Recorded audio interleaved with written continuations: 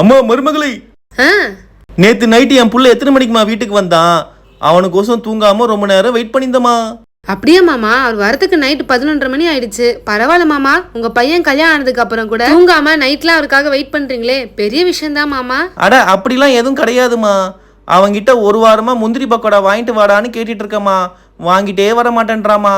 அதான் நேத்து எப்படியாவது அவங்கிட்ட வாங்கிடலாம் தாமா வெயிட் பண்ணியிருந்தேன். அப்படியே மாமா, நேத்து கூட அவர் வாங்கிட்டே வரலையே. அட பாவி மகனே.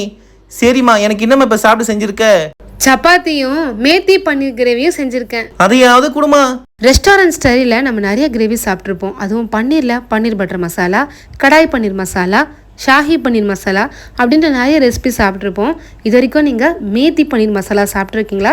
அப்படி சாப்பிட்டது இல்லைன்னா இந்த ரெசிபி செஞ்சு பார்த்துட்டு எப்படி வந்துச்சுன்னு மறக்காமல் கமெண்ட் பண்ணுங்கள். கீரை நிறைய பசங்க சாப்பிட மாட்டாங்க, ஆனால் இந்த ரெசிபியை செஞ்சு பாருங்கள், பசங்களும் விரும்பி சாப்பிடுவாங்க. இது சப்பாத்தி, நான், ரோட்டி எல்லாத்துக்குமே சூப்பராக இருக்கும். இந்த கிரேவி செய்கிறதுக்கு ஒரு கடையில் 3 டேபிள் ஸ்பூன் எண்ணெய் விட்டுட்டு 1/2 ஸ்பூன் சோம்பு, 1/2 ஸ்பூன் ஜீரகம் போட்டு நல்லா பொரிஞ்சதும் 2 வெங்காயத்தை பொடிசா அதுக்கு சேர்த்து வதக்கிக்கோங்க. வெங்காயம் நல்லா ப்ரௌன் கலரில் மாறணும். அதுக்குள்ளே ஒரு பச்சை மிளகா, கொஞ்சமாக இஞ்சி பூண்டை பேஸ்ட்டை அரைச்சி எடுத்துக்கலாம். வெங்காயம் லைட்டாக கலர் மாறினதும் நம்ம அரைச்சி வச்சு இந்த பேஸ்ட் சேர்த்து வதக்கிக்கலாம்.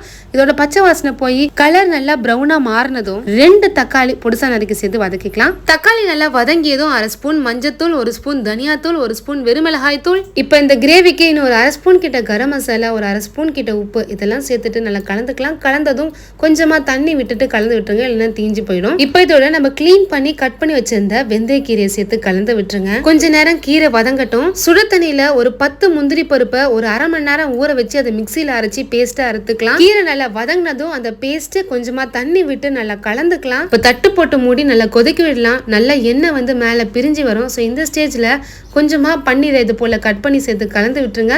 லைட்டா கொதி வந்ததும் கடைசியா கொஞ்சமா பன்னீரை துருவி சேர்த்துக்கோங்க. இப்போ 2 டேபிள் ஸ்பூன் கிட்ட ஃப்ரெஷ் கிரீம் சேர்த்துக்கலாம். பொடிசா நறுக்கிய கொத்தமல்லி இதெல்லாம் சேர்த்துட்டு கலந்துட்டு ஸ்டவ் ஆஃப் பண்ணிடுங்க. அவ்வளவுதான், சூப்பரான மேத்தி பன்னீர் மசாலா ரெடி. இது போல கிரேவியை செஞ்சு கொடுங்க, கீரையே வேணாம்னு சொல்றவங்க கூட விரும்பி சாப்பிடுவாங்க. ஃப்ரெஷ் கிரீம் பதில் பாலை நல்லா சுண்ட காய்ச்சி சேர்த்துக்கலாம். நீங்களும் இந்த ரெசிபி ட்ரை பண்ணிட்டு எப்படி வந்து சொல்லுங்க.